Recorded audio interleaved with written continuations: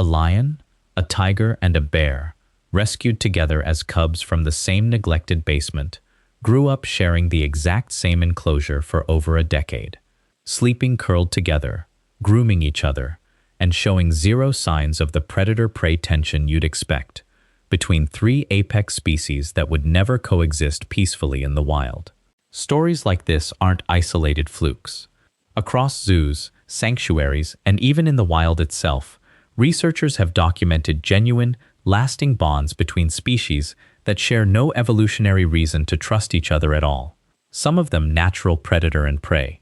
Comment below with the most surprising animal friendship you've ever seen, because by the end of this video, you'll understand the specific psychological conditions that make an impossible friendship like this actually possible, and why it almost never happens the way most people assume it does. In 2001, police raiding a drug operation in Atlanta discovered three young cubs living in filthy, cramped conditions in a basement: a lion, a tiger, and a black bear, all still small enough to have been kept together without immediate danger.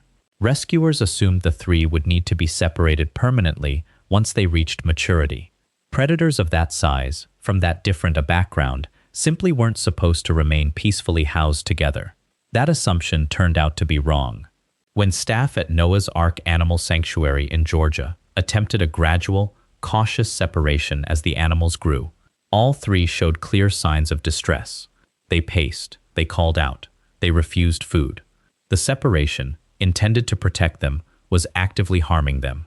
Eventually, sanctuary staff made an unconventional decision.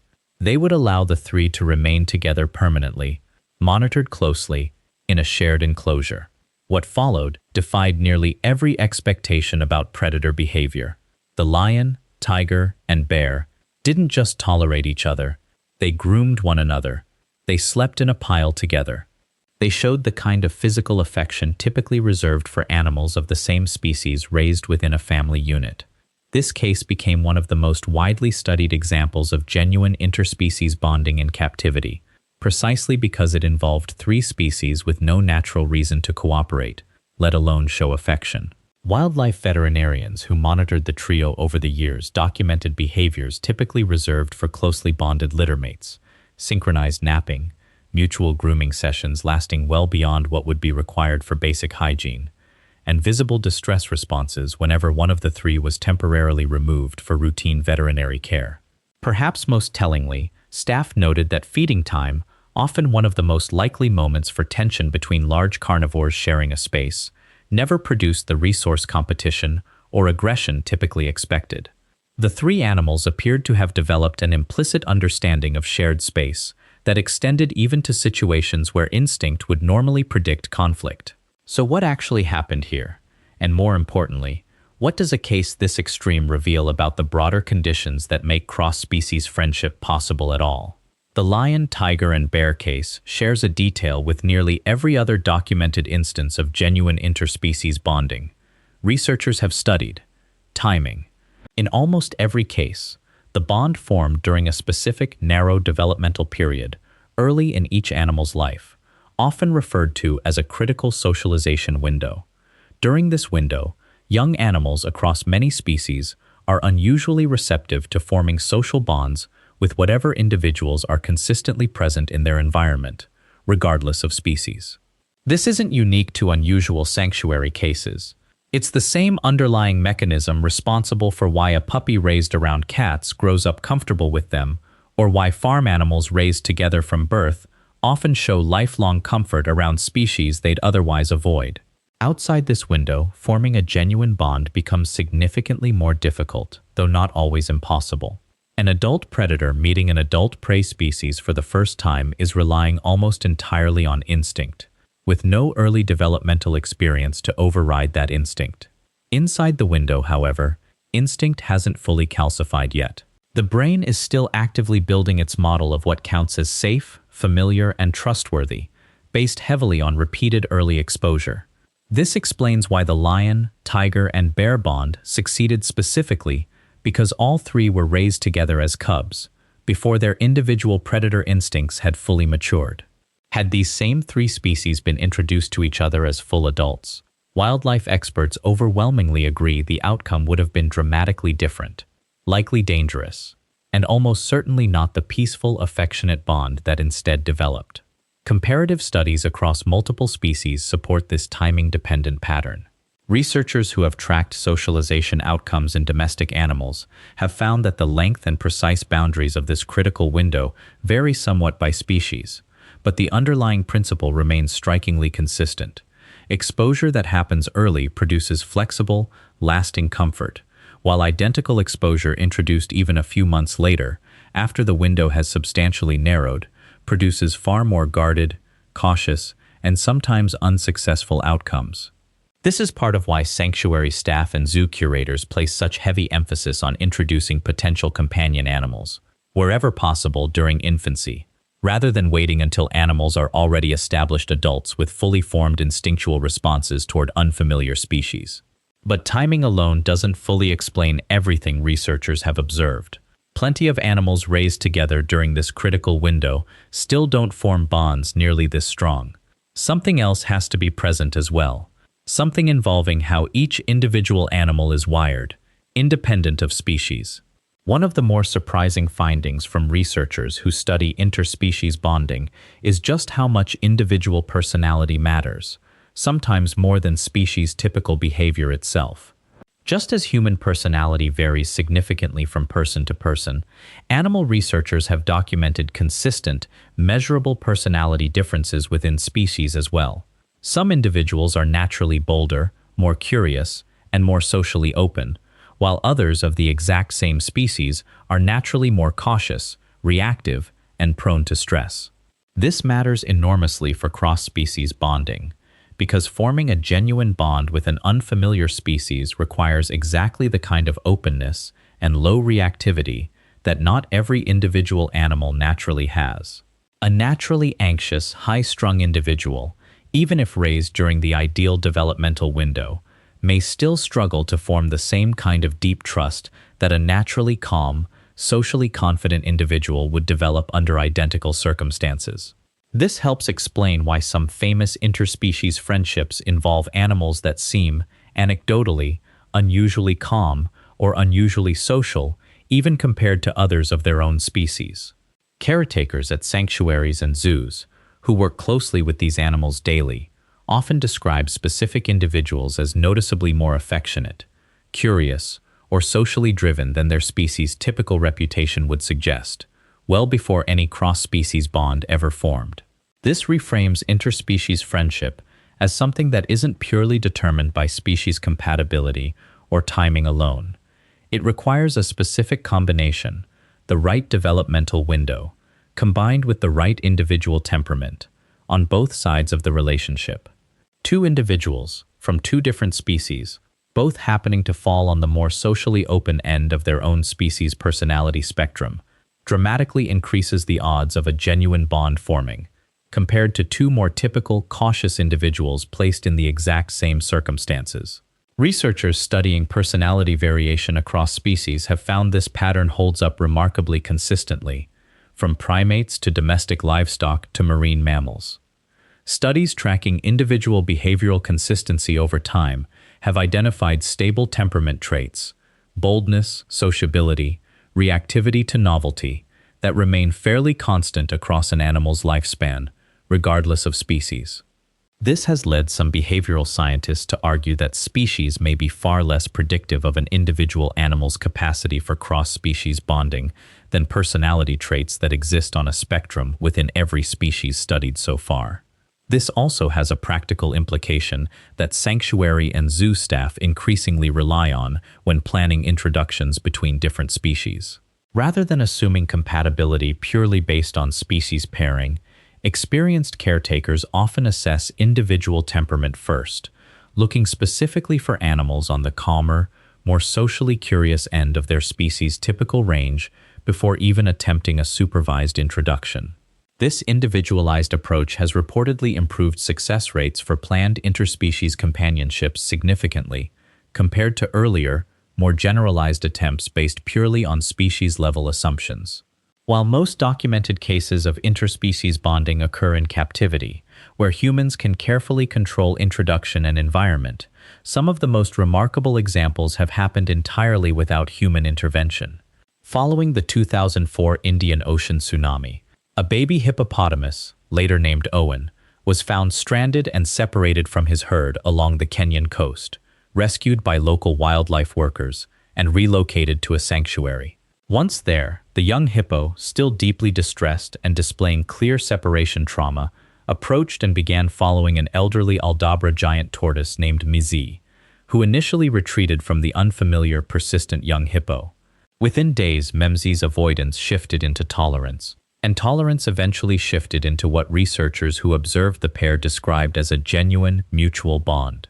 The two ate together, slept near each other, and Owen reportedly mimicked several tortoise behaviors, including following Memzi's exact walking pace, something entirely outside typical hippo behavior. Researchers studying this case point to trauma and displacement as a significant factor. Owen, having lost his entire natural social structure in a single traumatic event, appeared to redirect his instinctual need for social attachment toward the nearest consistently available individual, regardless of species. Mzi, in turn, an unusually old and reportedly calm-tempered tortoise, even among his own species, tolerated and eventually reciprocated that attachment in a way researchers suggest a more typical, skittish tortoise likely would not have. This case adds an important layer to everything discussed so far. Interspecies bonding doesn't only happen through deliberate early life pairing. It can also emerge spontaneously, triggered by acute stress and displacement, provided the right conditions of individual temperament and consistent proximity are present, even in a completely wild, uncontrolled environment. What makes this case especially valuable to researchers is that it happened almost entirely without human orchestration. Unlike the lion, tiger, and bear trio, who were deliberately housed together by sanctuary staff, Owen and Mizi's bond formed organically, with sanctuary workers simply observing rather than engineering the pairing. This gave researchers a rare opportunity to study interspecies attachment forming under conditions much closer to what might occasionally happen in the wild, without the confounding variable of intentional human intervention shaping the outcome from the start. Follow-up observations conducted over the following years revealed additional details that reinforced the trauma and displacement theory. When Owen eventually grew large enough to be introduced to an adult female hippo as a more biologically appropriate companion, he initially resisted the transition, continuing to seek out Mizi's company whenever possible.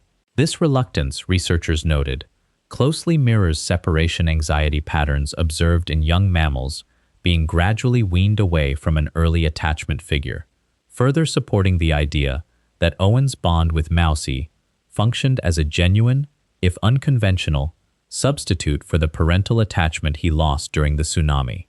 Behavioral observation explains a lot about when and why these bonds form, but researchers studying the underlying biology point to something deeper happening at a neurological level, one that mirrors bonding mechanisms already well understood in more typical parent-offspring or same-species relationships.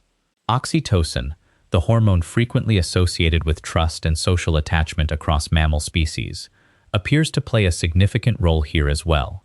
Repeated, low-stress, positive physical contact between two individuals, regardless of species, has been shown in multiple studies to trigger oxytocin release, gradually reinforcing comfort and reducing the physiological stress response that would normally accompany proximity to an unfamiliar animal.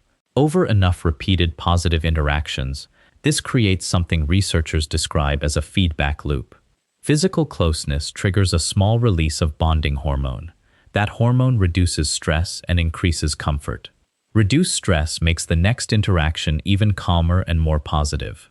Repeated enough times, this loop can override instinctual wariness almost entirely, replacing it with something that functions, at a biological level, remarkably similar to bonds formed between animals of the same species. This helps explain why these bonds, once formed, tend to be remarkably stable and long-lasting, rather than fragile or easily broken. The lion, tiger, and bear trio remained closely bonded for over a decade, well into full adulthood, long after the original critical socialization window had closed.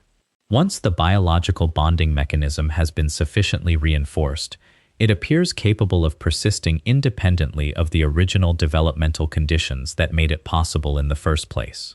This also suggests something important about the limits of pure instinct.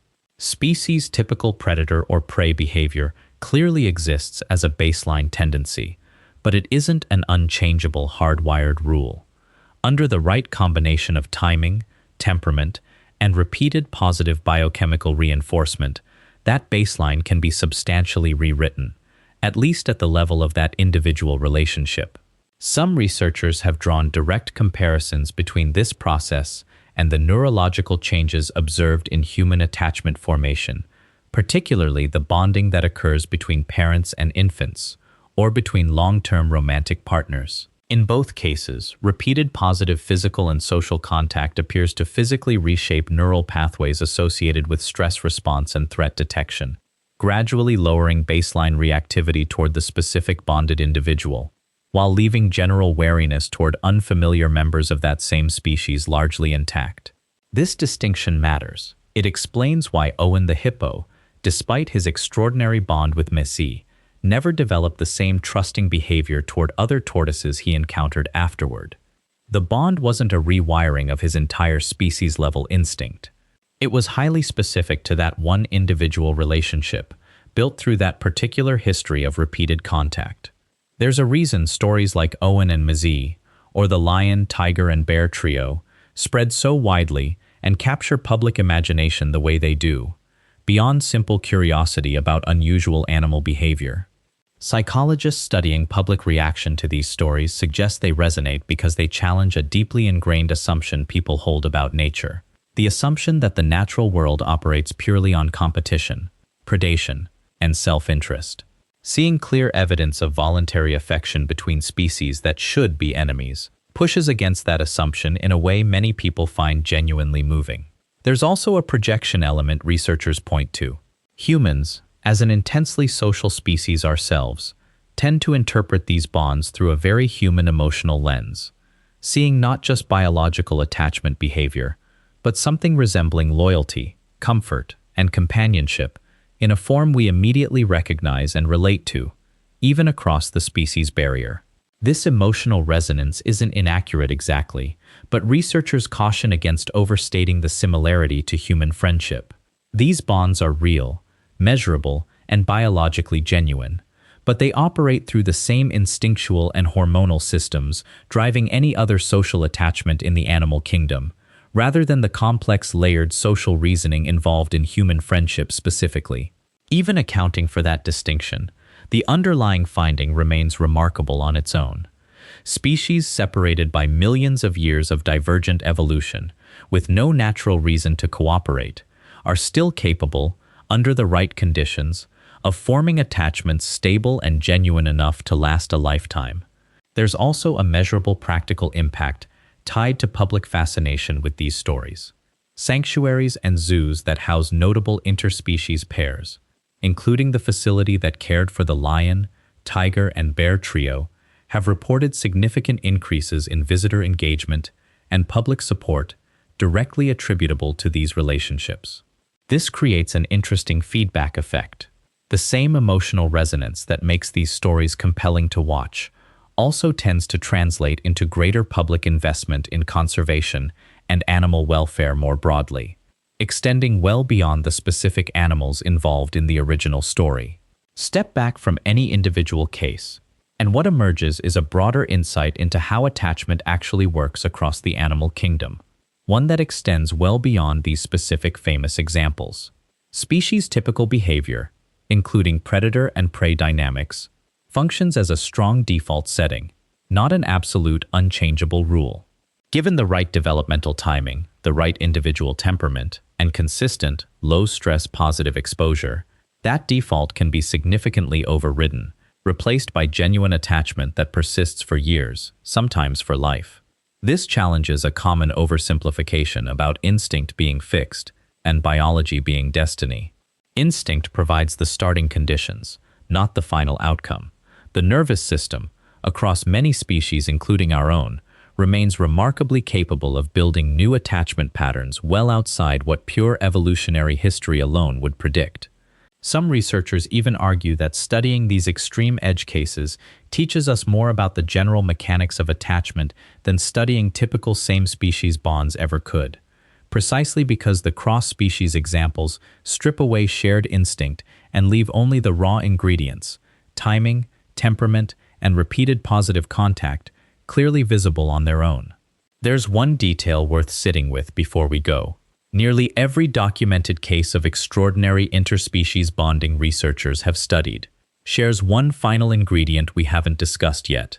Every single one began with a moment of vulnerability, displacement, or loss on at least one side of the relationship, which raises a genuinely fascinating possibility. Perhaps these bonds aren't simply biological accidents or unusual exceptions. Perhaps vulnerability itself, shared or witnessed between two individuals, regardless of species, is one of the most powerful triggers for genuine connection that exists anywhere in the animal kingdom. If that's true, it suggests these stories aren't outliers at all, but rare visible glimpses into a mechanism that may be quietly operating across the natural world far more often than we realize, simply going undocumented in cases involving less charismatic or less closely observed species. Watch this next. The science of why humans and dogs form the deepest interspecies bond on the planet, and what 30,000 years of shared history actually did to both species' brains.